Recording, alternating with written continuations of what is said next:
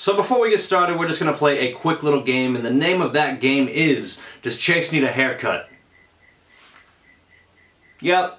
Yo, what's going on YouTube? Thank you guys so much once again for tuning into my channel, and in this video today I'm going to be touching down on a subject that a lot of people get extremely passionate about, and by passionate I mean extremely pissed off or upset. So in this video today I'm going to be talking about resellers. Obviously, I'm not just going to sit here and just talk about resellers for 12 minutes. I'm going to talk about the different types of resellers, and I'm also going to talk about what you can do in order to kind of slow them down a little bit, because let's just face it, straight out the gates, there is nothing that we are going to be able to do in order to completely stop reselling. We as consumers are pretty much helpless. Reselling isn't really illegal. I don't think it's illegal at all, to be totally honest with you, so there is literally nothing that we can do to completely stop it, but there are a few things that we can do to sort of slow it down.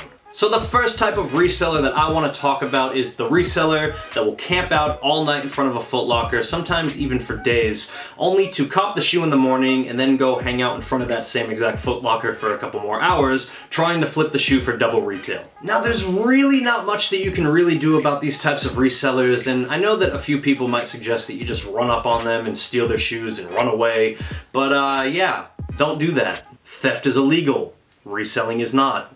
Don't be an idiot. All that is going to do for you is literally just put you into some legal trouble, and the reseller will just come out on top even more than they already planned to. Now feel free to confront them if you want. You might just be wasting your time. Don't get violent, obviously, but I'm just gonna do my best to save you a little bit of headache if I can. You're probably gonna have better luck trying to convince a brick wall to go run a marathon. Now the next type of reseller is one that I personally see all the time. Being an admin on a Facebook sneaker group that primarily promotes community, it's something that pops up literally all the time. The people who don't post their shoes for sale in the actual group, what they do is they just sort of lie there and wait for people to post up on the group saying that they're looking for heat in a specific size, and then they'll just swoop in with a private message offering you the shoe at an insanely inflated price. If you're the person posting on Facebook looking for heat in a particular size, don't accept a price that you're not fully comfortable with. Just say no. Why would you spend money on a shoe when you are second guessing the price? Now I don't condone snitching, but just report them to an admin, especially if it's a group that promotes community. You don't want people like that in your group. You want people that are going to be willing to help out others, maybe to sell a shoe for what they paid for, a little bit above retail, but hey, you know what? $250 is better than $350, obviously. But like I said, if you are in a group that promotes community, 9 times out of 10, I'm telling you right now, there will not be any active members that actually wants that reseller in the group. So just report them to an admin and don't feed into it. Now the third type of reseller is the type of person that you will often see trying to offload their kicks on websites such as eBay, Gumtree, Craigslist. Now these are the exact places that I expect to see reselling. But now don't get me wrong, you can find some insanely good deals on eBay, but if you come across someone who is literally just blatantly reselling a pair of shoes that you've been eyeing off for a long time, and the price is already just that little bit too high, don't bid on it. Chances are you are not going to win the shoe anyways, and all you're going to be doing is contributing to that price becoming higher and higher and higher. But like, those websites are extremely good to resell shoes just on the sheer fact that it can be extremely anonymous. Just be careful though, because I'm going to tell you right now, there are just as many fake shoes on eBay as there are authentic. The fourth type of reseller is the Instagram reseller. You know what I'm talking about. The person that has an Instagram that literally only sells shoes. They don't post any other photos aside from the shoes that they're trying to sell. Now, there's nothing wrong with that. Like, it's your personal Instagram profile. You can do whatever you want with it, but I'm going to tell you right now, if you're the type of person who despises resellers, there are 2 types of things that you can do to sort of slow them down. Number 1, don't follow them. And number 2, if you are for some reason following them, unfollow them. Don't give them an extra set of eyes to use to their advantage, because whether or not you realize it, I'm gonna let you know right now, just by following them, that increases the chances of their posts showing up on the Explore tab of someone else's Instagram. It's just a vicious cycle that will probably never go away, but taking numbers away from their following, now that's a pretty good start. And now for the 5th and final reseller that I want to talk about. It is the blatant Facebook reseller. You probably know exactly who I'm talking about. You know, it's the person that literally never engages in discussions, never likes any posts.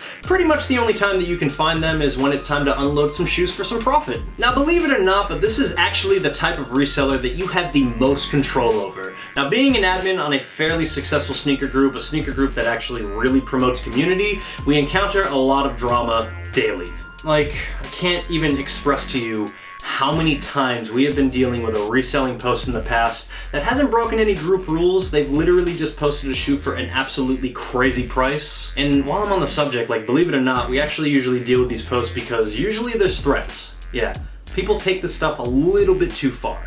But anyways, as I was saying, I cannot express to you guys how many times in the past we have been dealing with a reselling post that just has 10 people on there completely abusing the reseller for the price. But these people that are abusing the reseller, it's like they don't understand. Every time you comment on that post, it bumps that post to the top, and what it's doing is literally just keeping it at eye level for more people to see. Like, we'll literally be in the middle of trying to deal with this post, and then the reseller will message us and say, "Yo, never mind, all good, the shoe's sold." And what I'll do after that is try to get to the post before they delete it or another admin deletes it, and there is not one positive comment within their post. So while it probably feels kind of good to sit there and just let this reseller know how much of a scumbag you think they are, literally all you did was send that post straight to the top of the page for probably about 50 new people to see. You don't realize that you're contributing to their sale regardless of what you're saying. And now, before you sit here watching this video telling me that I'm trying to take some sort of moral high ground here,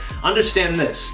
I used to be that person that would show up to these posts to let these resellers know just how much of a scumbag I think they are. So just realize that when you're sitting at your computer late at night and you come across a post that has a pair of shoes for sale for a price that you don't agree with, before you sit there and you type out things like, "Bro, you're a complete scumbag," or "Come on bro, this is a community, take that shit elsewhere," or something like, "Yo, you are exactly what's wrong with the sneaker game, I absolutely hate you." Understand this. Not only are you judging someone that you probably don't know, but apparently you already hate them literally for no other reason other than their asking price, you're also promoting them. It's just a perfect example of there being no such thing as bad publicity. I'm gonna tell you right now, the day that I realized that resellers on Facebook, or just resellers in general, have literally no impact on my life whatsoever unless I'm agreeing to pay their asking price, that was literally the day that my life became a lot more peaceful when it comes to sneakers. A lot of people want to sit there and act like they're having their money ripped out of their bank account without their permission. That's not the case. That's not happening. The best thing that you can do in order to slow down these resellers on Facebook, ignore the post.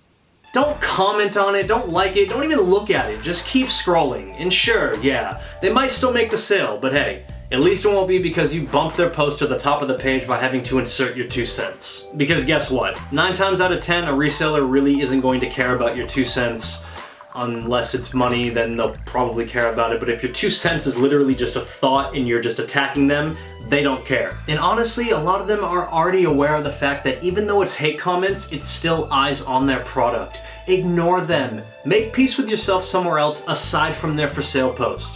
Maybe you could message a friend who also hates resellers and just vent to them. Literally all you're doing when you comment on their post telling them how much you hate them for their price is boosting that post to the top of the page and allowing possibly someone who's actually willing to pay their asking price to see that post, and then boom, they just made their sale off of the back of your comment. Now, I understand that this video sounds so dramatic, but I promise you I fully understand that it's really not that dramatic at all. All I'm saying is that lately I've been noticing so many more people complaining about reselling, but a lot of the people that have been complaining about reselling do not understand that they are literally contributing to reselling. Commenting on a post boosts it to the top of the page, more people see the post, that's very easy to understand. Now that is pretty much going to wrap it up for this little discussion video. I just honestly felt like I had to make it. I have been seeing so much reselling, but for all the reselling that I've been seeing an equal amount of people complaining about reselling, and I just thought that I might have to come in here and share my opinion. It's a bit unconventional with the advice, but I truly do think that if we ignore the resellers on Facebook, that's a pretty good place to start. Just do your best to ignore resellers, and if you just so happen to come across a price that you just don't agree with, understand this. That price will not be deducted from your bank account, literally, unless you authorize it. So just do your best to not let it ruin your day. Thank you guys so much once again for tuning into my channel. Be sure to follow me on social media if you are not already. Links, as always, will be in the description down below. And be sure to subscribe for more weekly content. Thank you guys again so much for watching, and as always, have yourself a good day. Peace.